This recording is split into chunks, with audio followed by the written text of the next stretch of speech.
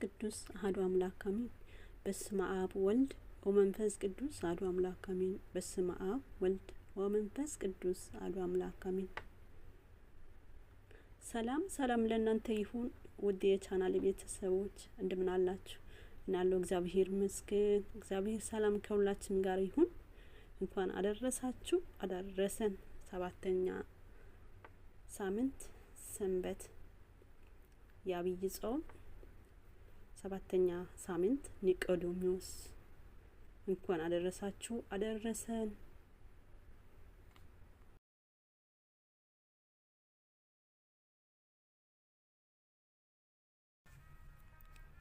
በስመ አብ ወልድ ወመንፈስ ቅዱስ አሐዱ አምላክ አሜን። ዳግም ልደት። የኒቆዲሞስ ጉዞ ከሌሊት ጥያቄ ወደ ዘላለም ብርሃን።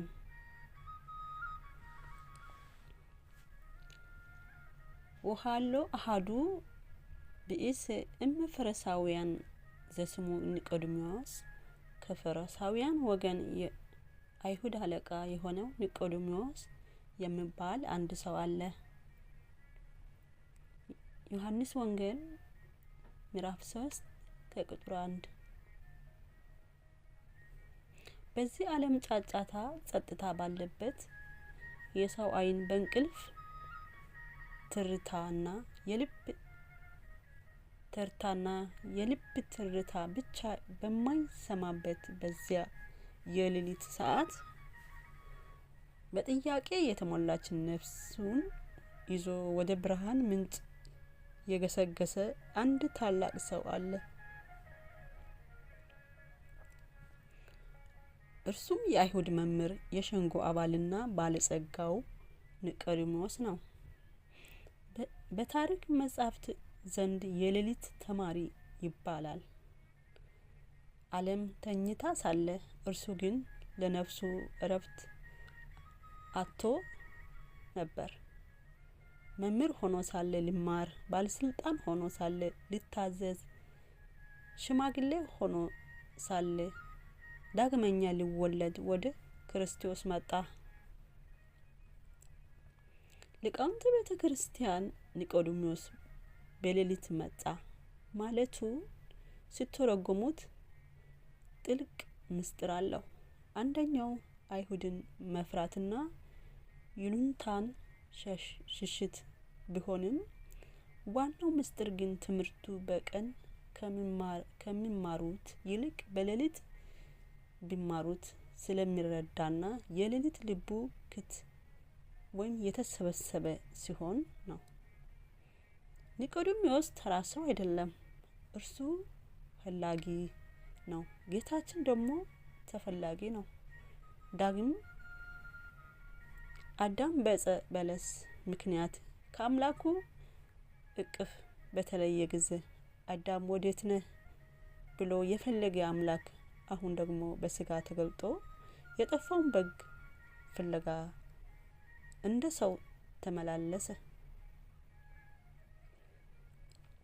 ኒቆዲሞስ የክብር ኮቱን አውልቆ የስልጣን ዝናሩን በቤቱ ትቶ በትህትና መቅረቡ ለኛ ትልቅ ቁም ነገር ያስተምረናል።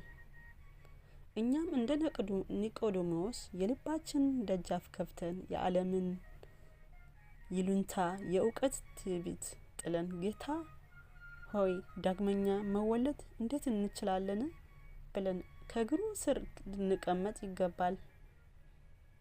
ኒቆዲሞስ በሌሊት ቢመጣም ወደ ብርሃን መጥቷልና ከእንግዲህ አይጨልምበትም። አንደኛ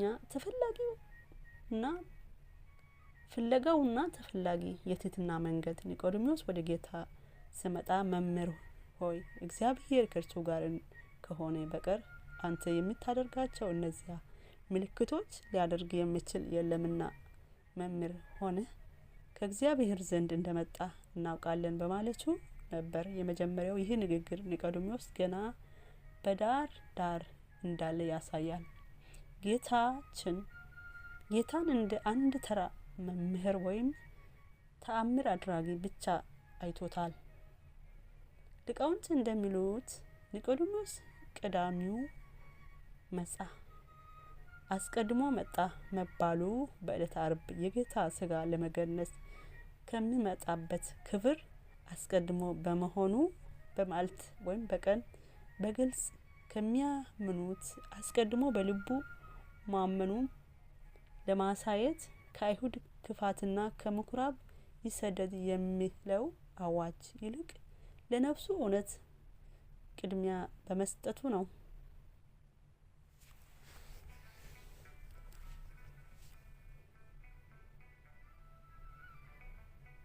እውነተኛ እውቀት የሚገኝ ከዓለም ጫጫታ ርቆ ከጌታችን ጋር በጸጥታ ሲገናኝ ነው። ዛሬ ብዙዎቻችን ለምድራዊ ስልጣንና ለገንዘብ ቅድሚያ በመስጠት ጊዜ የለኝም እያለን ከእውነተኛው አባት እንርቃለን። ኒቆዲሞስ ግን ለነፍሱ ጥያቄ ሌሊት መስዋዕት አደረገ። አንድ በበረሃ የሚጓዝ ሰው ውሃ ካልፈለገ በጥማት እንደሚሞት ሁሉ የሰው ልጅም የሕይወት ውሃ የሆነው ክርስቶስ ካልፈለገ ነፍሱ ትዝላለች። ሁለተኛ የዳግም ልደት ምስጢርና ማኅፀነ ዮርዳኖስ ጌታችን ለኒቆዲሞስ የነገረው ጥልቅ ምስጢር ዳግም ልደት ነው።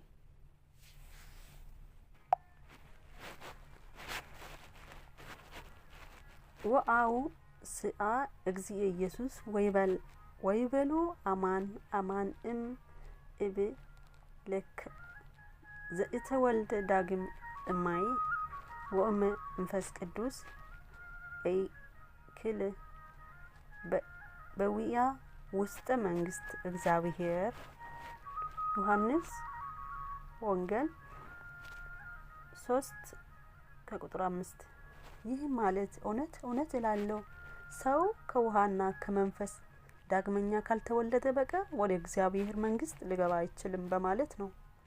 ጌታችን ዳግመኛ ወይም ሁለተኛ ሲል ለስጋ ልደቱ ልደት ነፍሱን የጥምቀትን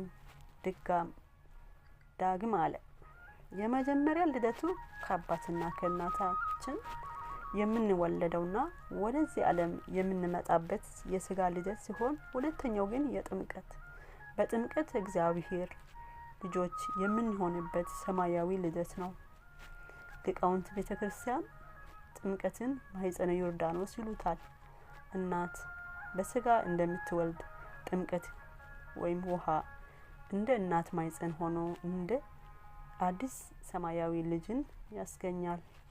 ጌታችንን እዚህ ጋር እማይ ከውሃ ሲል ወልድን መንፈስ ቅዱስ ሲል መንፈስ ቅዱስን መንግስተ እግዚአብሔር ሲል ደግሞ አብን ገለጠ።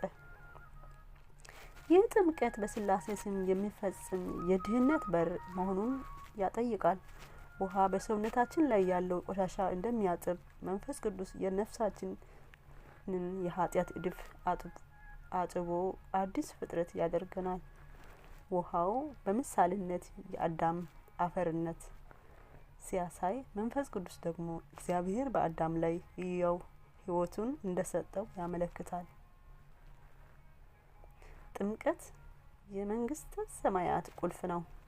ያለ ቁልፍ ቤት እንደማይገባ ሁሉ ያለ ጥምቀት መንግስተ ሰማያት መግባት አይቻልም። ሶስተኛ የስጋና የመንፈስ ልዩነት። ንፋስ ወደሚወደው ይነፍሳል። ጌታችን በስጋዊ አስተሳሰብና በመንፈሳዊ እውነት መካከል ያለው ረቂቅነት ሲያስረዳ ከስጋ የተወለደ ስጋ ነው፣ ከመንፈስ የተወለደ መንፈስ ነው ብሏል። ኒቆዲሞስ ሰው ከሸመገለ በኋላ እንዴት ወደ እናት ማኅፀን ተመልሶ ይገባል ብሎ በስጋዊ አእምሮ አስቦ ነበር። ጌታ ግን የመንፈስ ቅዱስ አሰራር እንደ ንፋስ ረቂቅ መሆኑን ገለጠለት። ንፋስ በሚወደው ወደሚወደው ይነፍሳል፣ ድምጹም ትሰማለህ፣ ነገር ግን ከወዴት እንደሚመጣ ወዴትስ እንደሚሄድ አታውቅም። ዮሐንስ ምዕራፍ 3 ከቁጥር 8 ንፋስ አይታይም፣ ነገር ግን ዛፎቹ ሲያወዛውዝ ባህርን ስቀስት ኃይሉ ይታወቃል። መንፈስ ቅዱስም በአይን ባይታይም በአንድ ክፋት ሰው ላይ አድሮ ወደ ደግነት ሊለውጠው አሰራሩ በግልጽ ይታያል። ሊቃውንት ይህን ሲተረጉሙ ንፋስ ለማንም ትእዛዝ እንደማይገዛ ሁሉ መንፈስ ቅዱስም በሰው ልጆች ላይ የሚሰራው ስራ በማንም አይገታም ማለት ነው። መንፈስ ረድኤት የወደደው ያደርጋል። ትንቢትን ሲናገርን ሱባኤ ሲያስቆጥር ትሰማለህ እንጂ ሀብተ ሙሴ በኢያሱ ሀብተ ኤልያስ በኤልሳ ሲያድር በስጋ አይን አታየው። ይህ የሚያስተምረን መንፈሳዊ ሰዎች በስጋ ሚዛን እንዳንመዝናቸው ነው። መንፈሳዊ ህይወት በአይን ከሚታይ በላይ በልቡ የሚሰማ ረቂቅ ጸጋ ነው። በኤሌክትሪክ ሽቦ ውስጥ ያለው ኃይል አይታይም፣ ነገር ግን አምፖሉ ሲበራ ኃይሉ መኖሩ ይረጋገጣል። የክርስቲያንም ህይወት በምግባር ሲበራ መንፈስ ቅዱስ በውስጡ እንዳለ ይታወቃል። አራተኛ ከእውቀት ወደ እምነት መሸጋገር ተአምር። ኒቆዲሞስ ነገር ቢርቅበትም በስጋ አእምሮ ሊመረመር ቢሞክርም እንዲህ መሆኑን እንደምን ይችላል ብሎ ጠየቀ። ጌታችን አንተ የእስራኤል መምህር ስትሆን ይህን አታውቅምን? ዮሐንስ 3:10 በማለት መለሰለት። ሊቃውንተ ቤተክርስቲያን ይህን ሲተረጉም ሊቆሙ ብሎ ማለመለም፣ ተአምር አታውቅምን ብሎ ደግሞ መገሰጽ ነው ይላሉ። ጌታ ይህ ማለቱ በኦሪት ውስጥ የነበሩ የጥምቀት ጥላዎች ማስታወስ ነበረበት ስለው ነው። የኖህ መርከብ በውሃ ላይ መጓዝ፣ እስራኤላውያን በባህር ኤርትራ መሸጋገራቸው፣ የሶሪያዊ ንዕማ በዮርዳኖስ ተጠምቆ መፈወሱን እያወቅ እንዴት ዳግም ልደት ትክዳለህ ስለው ነው። መንፈሳዊ ምስጢር በምድራዊ እውቀት ምክንያት ብቻ እንደማይመረመርና አምኖ መቀበል ቀዳሚው መንገድ መሆኑን ያስተምረናል። ነቢዩ ኢሳያስ ካላመናችሁ አታስተውሉም ኢሳያስ 7:9 እንዳለ ኒቆዲሞስ መጀመሪያ እናውቃለን ብሎ በእውቀቱ ተመክቶ መጣ። ጌታ ግን የምናውቀው እንናገራለን፣ ያየነው እንመሰክራለን በማለት የባህሪ አባቱ የአብና የባህሪ ህይወቱ የመንፈስ ቅዱስ ምስክርነት ነገረው። ይሄ ስለ ድህነት ስለ ምስጢር መለኮት ማወቅ ብቻ ሳይሆን አምኖ መቀበል እንደሚቀድም ያሳያል።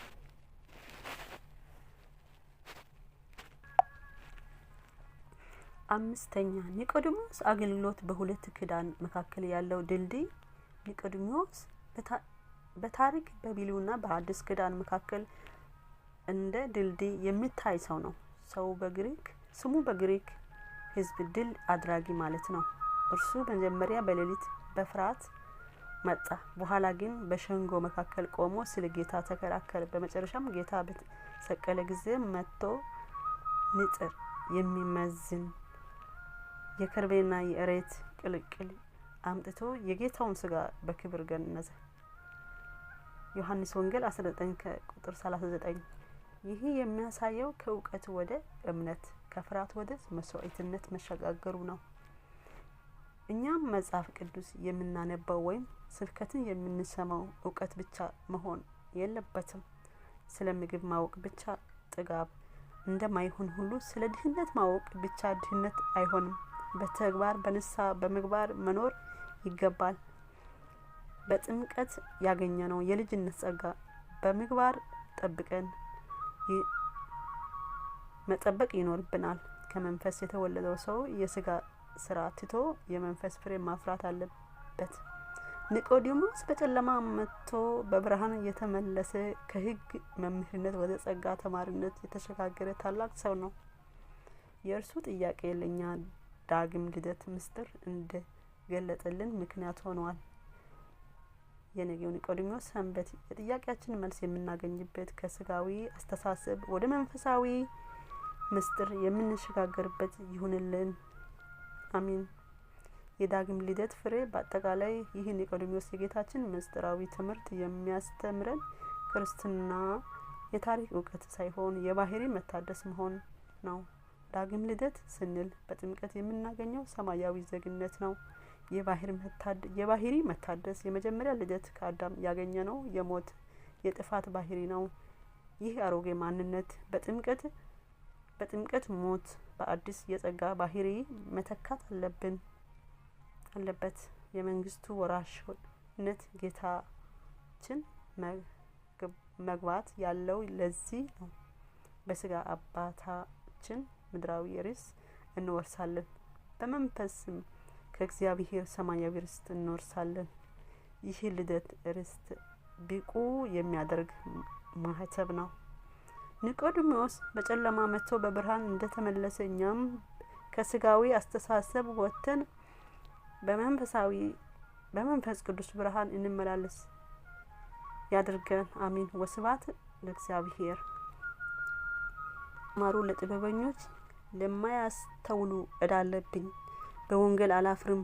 አስቀድሞ ለአይሁዳዊ ደግሞ ለግሪክ ሰው ለሚያምን ሁሉ የእግዚአብሔር ኃይል ማዳን ጽድቅ በእምነት ይኖራል ተብሎ እንደተጻፈ የእግዚአብሔር ጽድቅ ከእምነት ወደ እምነት በእርሱ ይገለጣል። ሮሜ 4:7 እግዚአብሔር ሆይ የሚሳን ነገር የለም። የራቀው አቅርቤ የረቀውን አጉልተ እየሰማን ካለነው መርዶና ስቀቀን እረፍተ ስጋ እረፍተ ነፍስ አታንሳን። ጸልዩ በእንተ ሰላም፣ ጸልዩ ስለ ሀገራችን ስለ ሰላም፣ ጸልዩ ስለ ቅድስት ቤተክርስቲያናችን እንጸልይ። በጭንቅ መከራ ላሉት እንጸልይ። በራብ በስደት ላሉን እንጸልይ። በጽኑ ህመም ተይዘው ስለሚሰቃዩ እንጸልይ። ስለ ሃይማኖት መሪዎች አባቶቻችን እንጸልይ። ስለ ሀገራችን መሪ እንጸልይ። የሰላም የምህረት ቸርነት ባለጸጋ እግዚአብሔር ሰላሙን ምህረቱን ቸርነቱን አይንሳን። አባ አትናቴዎስ ወልደ ጊዮርጊስ ዘዘዋይ ገዳም መጋቢት 18 7ኛ ወር 2018 ዓመተ ምህረት በሌሊት ወደ ኢየሱስ ሄደ። ኒቆዲሞስ ዳግም ልደት አባታችን ረጅም እድሜ ከሙሉ ጤና ጋር ይስጠን። ቃል ያሰማልን። ቆየን።